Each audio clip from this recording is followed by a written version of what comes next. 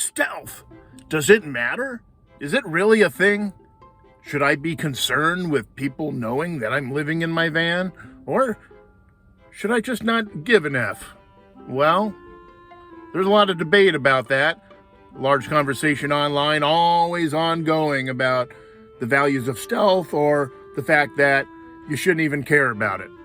And you know what? I see both sides of the coin. I don't buy into either 100% because I believe that there are certain instances when stealth is advantageous and in other instances where it's not. So traveling up Highway 1 along California's coast, I noticed a lot of the cool spots I wanted to park with a cool view by the beach or whatever.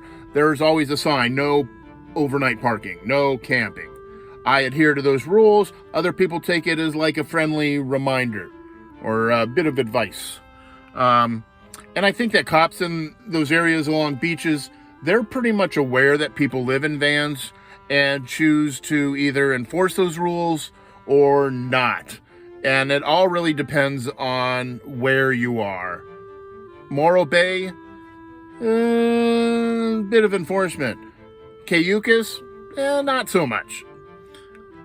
But it leads me to think that maybe in the cities and in suburbs, especially, I mean, nobody's looking for somebody in a van. Nobody thinks about people living in a van because everyone here lives in these houses. Houses stacked on top of houses. They're building more houses continually. So while I don't think the conversation about stealth or not stealth really matters much to me, I'm going to do what I want. I like to kind of go incognito and blend in and try to not be bothered by anyone or bother anyone for that matter. But for me, the conversation more is about what's a good place to park? Stealth or full blown out camper rig with kayaks and a dog? Where are you going to park? And primarily, the answer is the same places. Places that you blend in, where you don't stick out like a sore thumb, and more importantly, places that you feel safe in. I mean, you want a good night's sleep, so you want to make sure you park in a place where you feel safe. So for this video, more than anything else, what I really want to focus on is where's a good place to park and where's not such a great place to park.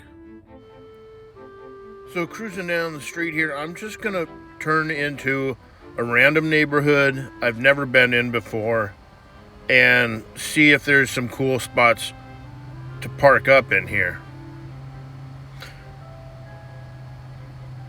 And right off the bat, I'm already checking out this spot over here on the left. Right there, look at that. Fence parking. That's just like where I am at my folks right now. You're not going to bother anyone. Nobody's going to really notice you if you pull in late and leave early. And of course, another one right over here in front of this truck. Nice big spot right along here. And once again, this is actually a really good one because it's a double whammy fence on either side.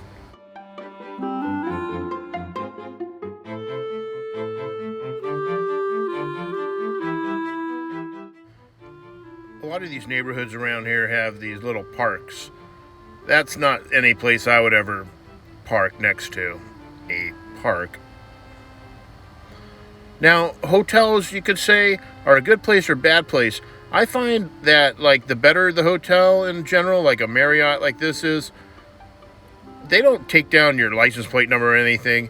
And look how full the parking lot is. You could just slide in there.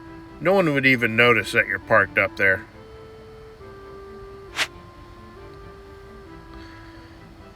Look at this guy. That's a nice little convert. Little Mercedes van action. I was just cruising over here thinking this might be a good place to park up. It's right by the rodeo. So of course there's a couple of RVs. Oh wow, look at that Airstream. Sweet.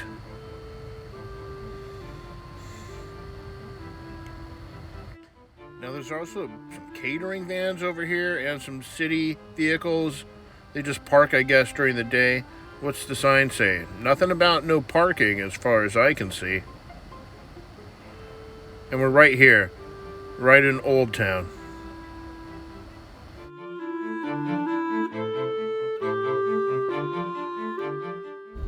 This guy made me an offer of $2,000 for the van. I respectfully declined. I'm a member of Planet Fitness, so usually this would be a good place to shower, even park up, but they're closed due to the COVID. But look at all that parking. Abandoned movie theater? No. I wouldn't park in front of Target or at the mall either. Not overnight. Now, if you're not trying to just park overnight to sleep and then move on and go on some, grand adventure or go exploring, which is what I like to do. But if you're just van dwelling in general, these giant parking lots, big box stores, shopping malls, they're great to park at all day long. You get to hang out all day, nobody ever bothers you. And while talking about just daily van dwelling in general, place I haven't really talked about at all that I use all the time are just the city parks, the free ones. I've talked a lot about the pay-to-play day use parks, $5 a day, but city parks are great. Most of them have bathrooms that you can use. I mean, if you want to use the swing set, by all means, have at it. This park I come back to time after time, and you'll notice it in my videos. The reason I come back here is there's almost never anyone here, and it's a giant park. It's also the only park that's a designated flying area for model airplanes or drones, for that matter. I really like Sonic Drive-In, not just their food, but you can park up there and they bring it to you. Now this parking lot, I don't think I'd park there. There's cameras on all of those light posts, every one. Here's a little cargo van. There could be somebody sleeping in that, you wouldn't know. That's the advantage of going super stealth. They got a little parking lot back here I want to check out. And wouldn't you know it, they got a sign posted. Here's a cool little industrial park area.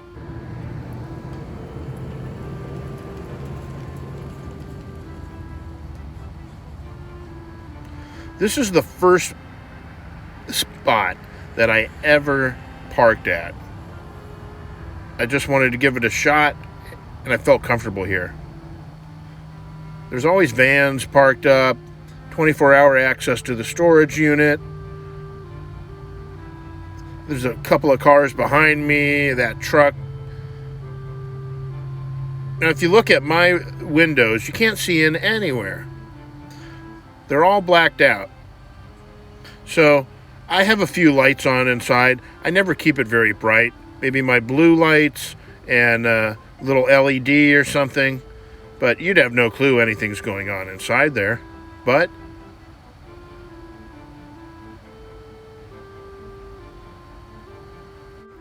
well, the first time I parked up in this spot in my van, I wanted to try out the burner. I wanted to go full in. I'm going to eat here, whatnot. But even though I've been cooking my entire life, even professionally, I'd never used one of these things. I had no idea you had to line up this little notched out area with a little thing down here to get it to release the gas properly. And well, I started cooking some Chef Boyardee raviolis. Next thing I know, boom, gas shooting out the side, a flame shooting up. And my roof is made out of wood, so I freaked out, grabbed the thing, just kicked open the side door and threw it outside. Fortunately, nothing got burnt, damaged, except for the stove. Oh boy, good morning. I slept like a baby. I hope you did too. I had to put on all these bright colors just to wake up. Well, I had no interruptions last night. I stayed parked right in front of the office and storage center area. I just wanted to take you outside and show you that the cars that were all parked here last night, they're still here.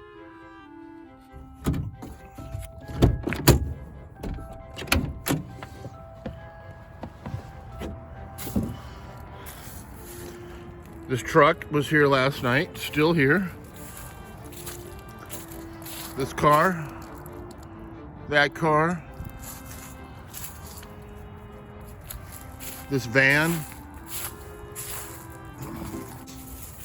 These vehicles are always here. So what's anybody gonna make any mind of little old me parked right here among the mix? If I didn't have my doors open, you wouldn't know what's going on in there. The only side effect of parking here under the tree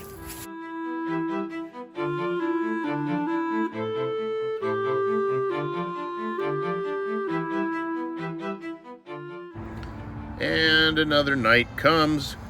As you can see, I'm well buttoned up here. I know it's a little bit dark, but that's the point, isn't it? It's dark outside. Can't see in through those blacked out windows. And I'm feeling real nice and safe and comfortable here.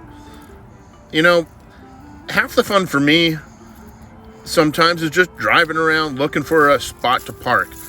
I could spend 20, 30 minutes doing that. Find a spot, not feeling it, moving along. Another cool place to park, which I did last night, is this Kiss and Ride parking lot. The city puts these up for carpool car sharing. So cars are supposed to be parked here, like this guy here. He parked there all night. Still here when I got up this morning. And even over here, this guy must have pulled in the middle of the night, and I'm pretty sure sleeping in the car there. But these Kiss and Ride lots, nobody's even looking at them because they're supposed to be cars parked here. That's what they're made for. Half of these cars were here when I showed up last night. I think this Kiss and Ride lot, I'm gonna keep my eye out for more of these because I really felt good sleeping here last night. I didn't feel like I was gonna get bothered by anybody. I wasn't like checking out my windows at every sound. We're right next to a freeway on-ramp, for goodness sake. So just a little rant. They've been building the stupid roundabout the entire year and it's still not finished. Look at this. Oh my goodness. People don't even know how to use the thing. They just make up their own rules. Nobody uses blinkers anymore. I don't even know why they put them in vehicles. Which way are you turning? Are you turning? Not turning? I don't know. Finally, I get my own shot at it. Get in here. So if you're just rolling into a town, keep an eye out for these little hidden parking lots. They're beautiful little gems and a safe place to park.